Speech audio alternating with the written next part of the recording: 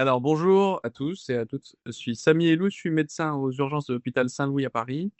J'essaie d'utiliser l'impression 3D dans mon quotidien pour améliorer nos conditions de travail et aussi pour permettre aux soignants, aux étudiants de pouvoir s'entraîner en sécurité.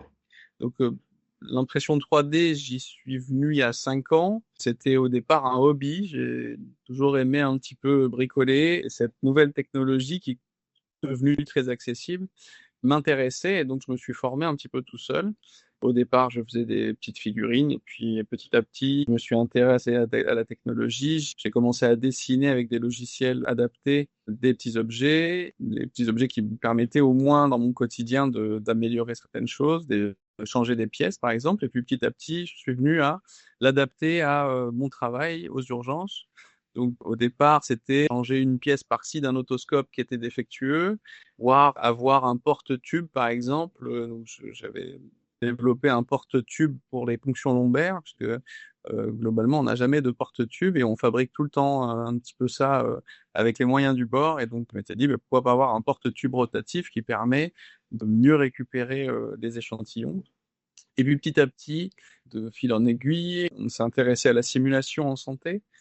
Et c'est vrai que l'impression 3D pour la simulation, c'est-à-dire pour l'entraînement des équipes dans un environnement complètement simulé, c'est-à-dire avec des objets qui ressemblent à des outils du quotidien, par exemple, je sais pas moi, des laryngoscopes pour faire une intubation ou des faux défibrillateurs, et ben c'est un outil qui est très avantageux parce qu'on peut modéliser à souhait les outils dont on a besoin. Ils peuvent ressembler exactement aux outils qu'on utilise nous en pratique, tout en étant sécuritaires et puis surtout pas cher, puisque l'impression coûte pas cher du tout. C'est effectivement l'investissement initial de la machine et puis des produits qui fait que on va pouvoir réduire vraiment les coûts. J'utilise principalement pour la simulation. Je vais peut-être vous parler plus de la simulation parce que dans notre pratique médicale auprès du patient, l'intérêt est assez limité, sauf en traumatologie, où je vous en parlerai un tout petit peu.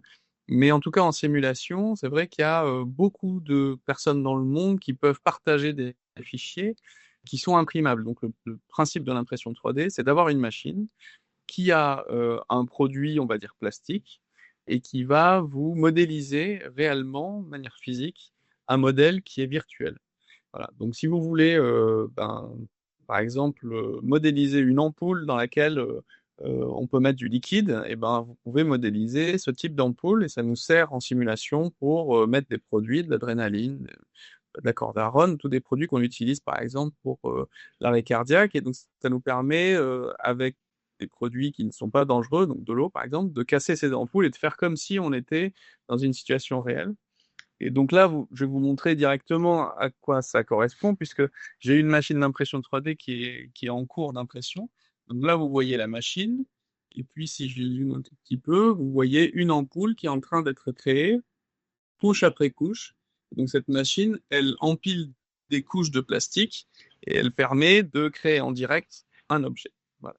Il y a plusieurs choses qu'on peut développer en simulation, des laryngoscopes par exemple, des ampoules. On a fait des faux manomètres aussi pour l'oxygène, pour l'air. On peut essayer de reproduire une salle de simulation complètement fictive, mais avec des objets voilà, en plastique. Et donc ça nous aide beaucoup. Pour le patient, alors à part des objets qui peuvent nous aider ou nous protéger, parce que pendant la période Covid, on en a vraiment beaucoup utilisé l'impression 3D, parce qu'on n'avait plus de stock, on n'avait plus rien, et donc il y avait une communauté des makers et des Fab Labs qui nous ont produit des visières de protection, du matériel de protection, du matériel pour essayer de ne pas toucher les poignets. Bon, il y a eu pas mal de choses qui ont été inventées, mais auprès du patient, ce qui marche surtout bien, c'est les attelles d'immobilisation. Et donc, il y a aujourd'hui le développement, ça commence à venir, d'attelles qui sont imprimés en résine et qui sont complètement adaptés au patient, puisque le patient a juste à scanner son bras et on remodélise une immobilisation parfaite du bras, par exemple, dans le cas par exemple, d'une fracture du poignet. Alors ça, c'est pas quelque chose que je fais moi aux urgences directement, parce que les machines d'impression 3D ne peuvent pas, dans un temps record, permettre de faire ce genre d'appel. il faut quand même quelques heures pour pouvoir les modéliser.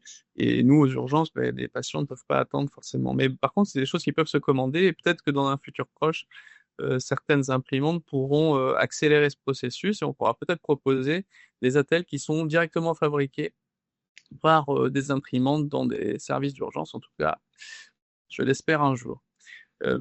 Voilà à peu près un petit peu le tour d'horizon, en tout cas l'utilisation que j'ai de l'impression 3D aux urgences.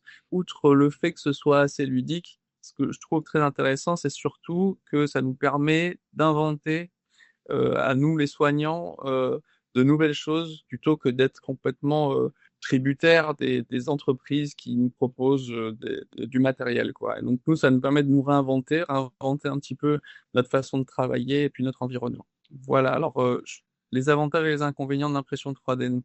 Les avantages, ben, c'est qu'effectivement, on a l'impression de pouvoir créer beaucoup de choses et de répondre à des besoins qui nous sont spécifiques. Ça permet aussi de partager pas mal d'idées entre professionnels de santé. Les inconvénients, ben, c'est que c'est surtout une technologie, il faut se former.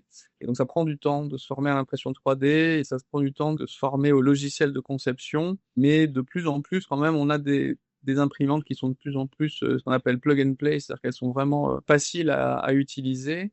Et donc, j'espère que on viendra plus souvent à cette technologie, en tout cas que mes collègues pourront se former à cette technologie.